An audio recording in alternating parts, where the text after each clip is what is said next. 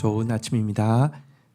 창세기 24장 1절에서 9절 말씀 보도록 하겠습니다. 1절 아브라함이 나이가 많아 늙었고 여호와께서 그에게 범사의 복을 주셨더라. 2절 아브라함이 자기 집 모든 소유를 맡은 늙은 종에게 이르되 청하건대 내 허벅지 밑에 내 손을 넣어라. 3절 내가 너에게 하늘의 하나님 땅의 하나님이신 여호와를 가르쳐 맹세하게 하노니 너는 내가 거주하는 이 지방 가나안 족속의 딸 중에서 내 아들을 위하여 아내를 택하지 말고 4절 내 고향 내 족속에게로 가서 내 아들 이삭을 위하여 아내를 택하라.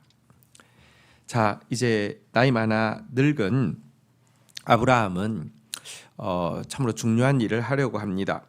그에게 받은 소명이 하나님께 받은 소명이 그의 자손들을 통하여서 계속 이어질 수 있도록 하기 위해서 하나님이 언약으로 주신 이 아들 이삭을 위한 또 순결한 가정을 세워주려고 언약의 씨를 순결하게 보존할 수 있는 일을 이제 하기 위해서 최선을 다하고 있는 장면입니다.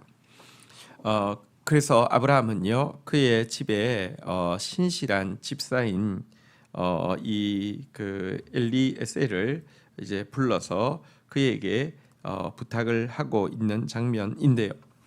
먼저 아브라함의 인생에 대해서 1절에서는 여호와께서 그에게 범사의 복을 주셨더라라고 평가하고 있는 장면을 좀 잠시 보도록 하겠습니다. 이제 노년의 중요한 마지막 사명을 감당하려고 하는 그의 일생을 정리하면서 범사의 복을 받은 인생이다. 하나님께 이렇게 정리하고 있는 내용입니다. 여러분 사실 아브라함이 75세에 부름을 받아서 175세의 본향으로 들어가기까지 100년의 부르심의 기간은 어떻게 보면 참 그 험난한 세월이라고 할 수 있습니다. 우리가 본 바대로 나그네와 거류민의 생활을 계속한 삶이었습니다.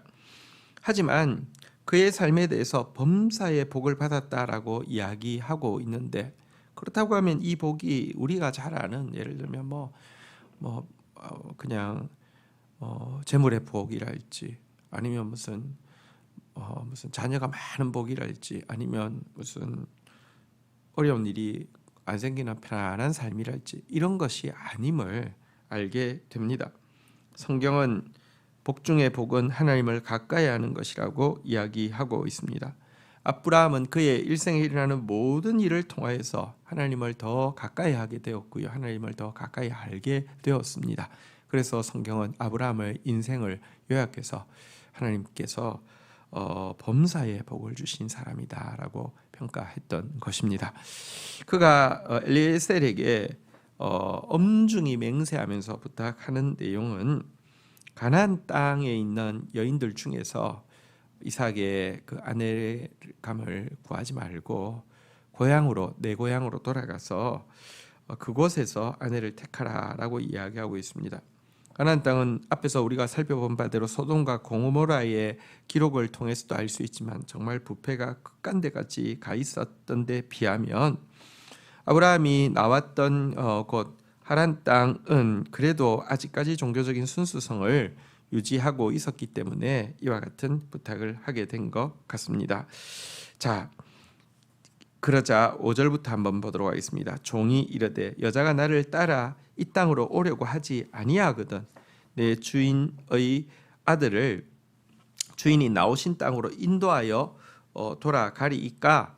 6절 아브라함이 그에게 이르되 내 아들을 그리로 데리고 돌아가지 아니하도록 하라.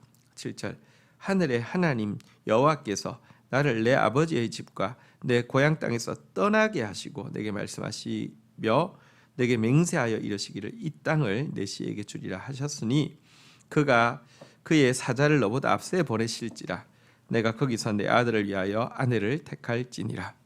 자, 이 하란 땅으로 가서 신부감을 구하라고 하는 말 앞에서 충성스럽고 지혜로운 엘리에셀이 현실적인 질문을 하게 됩니다. 그곳에서 이리로 오려고 하는 여인이 없을 경우에는 아들을 데리고 그 땅으로 가도 됩니까? 혹은 그 땅에서 결혼하고 살아도 됩니까? 하는 질문을 했습니다.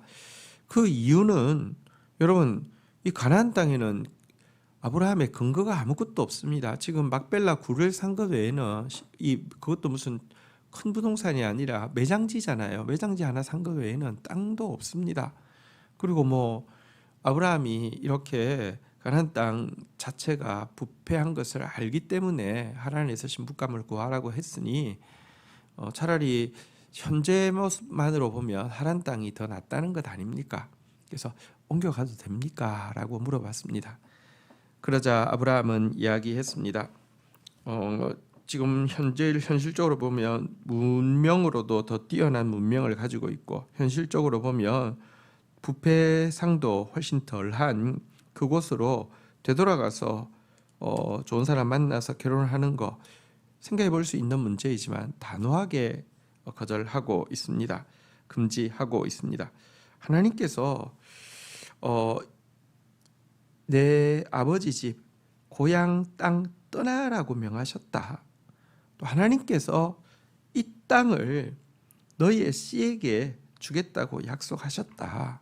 그러니 현실적으로는 그쪽에서 뭐 그 한 달이나 걸리는 거리를 걸어서 문명도 더 떨어지고 알지도 못하는 사람 위해서 신부감이 온다는 거 불가능해 보이지만 하나님께서 앞서서 그 사자를 보내서 준비해 놓으셨을 것이다. 이렇게 이야기합니다. 자, 그러자 8절 보십시오. 만일 여자가 너를 따라오려고 하지 아니하면 나의 이 맹세가 너와 상관이 없나니 오직 내 아들을 데리고 그리로 가지 말라. 9절 그 종이 이에 그의 주인 아브라함의 허벅지 아래에 손을 넣고 이 일에 대하여 그에게 맹세하였더라. 자, 아브라함은 그러니까 꼭 올 거니까 걱정하지 말고 가라 이렇게도 이야기했지만 아브라함이요 심지어 이렇게까지 이야기합니다. 그렇게 이야기했는데 올 사람이 없어서 엘리에셀이 그냥 빈손 들고 오면은 네가 그렇게 무능한 사람이냐고 이렇게 책망할 수 있지 않겠습니까? 종 입장에서는 참 난처한 일 아닙니까? 아브라함은 하나님께서 사자를 먼저 보내서 예비하실 것이다 라고도 이야기하지만 만약에 너를 따라오는 사람 없으면은 괜찮다. 혼자 오너라. 절대로 내 아들은 데리고 가지 말라라고 이렇게 맹세하고 있습니다.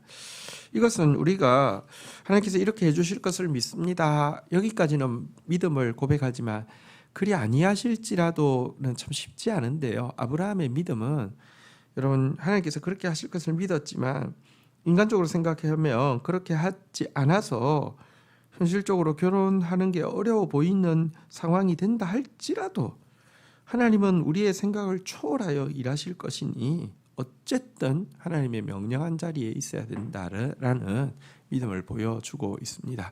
이런 모습이 우리에게도 있어야 할 것입니다.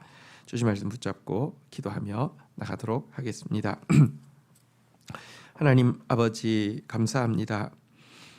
아브라함의 인생이 부르심 받고 나서 많은 우여곡절이 있었지만 그것 통하여서 하나님 가까이 하게 되었고 그것 통하여서 하나님 가까이 알게 된 것이 범사에 복받은 것이라고 평가하고 있는 이 평가를 받아들입니다. 나에게 일어나는 모든 일에서 하나님 가까이 하는 복을, 나에게 일어나는 모든 사건을 통하여서 하나님 가까이 알게 되는 복을 저도 누릴 수 있도록 우리 사랑하는 성도들도 누릴 수 있도록 은총을 베풀어 주시기를 간절히 간구하고 소원합니다.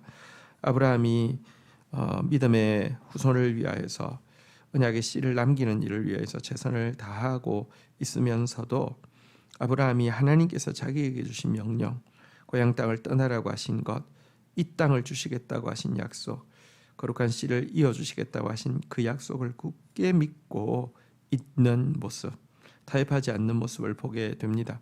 그러나 또 인간적으로는 그 일이 이루어지지 않는다 할지라도 인간적인 방법으로는 방법이 없어 보이는 상황이라도 하나님을 더 믿고 하나님께서 하실 것이니 내 생각으로는 길이 없다 할지라도 다른 길을 찾지 않겠다고 하는 이런 굳은 결심도 봅니다. 하나님 저희들에게 그런 믿음 허락하여 주십시오. 하나님 어떻게든지 방법을 만들어내려 하지 않고 어떻게든지 더 하나님을 신뢰하는 저희들 되어질 수 있도록 도와주옵소서. 예수 그리스도의 이름으로 기도 올립니다. 아멘.